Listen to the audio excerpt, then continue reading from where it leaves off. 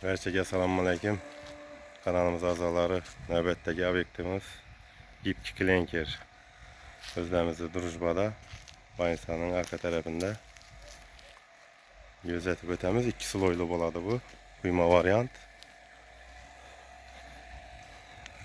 Getirttiler bir gün. Xuda xalasa yine oğullarına karışnıydı urulğa. Sokula kuşadan etip. Kuyma varyant 2 sloy. Görüşleriniz mümkün. Çəli kanallıqını.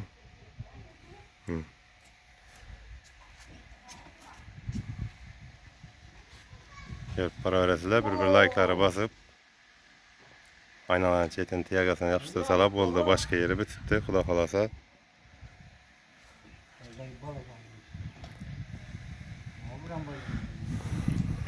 Her kiliseyette çıkarıp veremiz. Benim ona açıklarız mümkün. Şopunağın yer içine.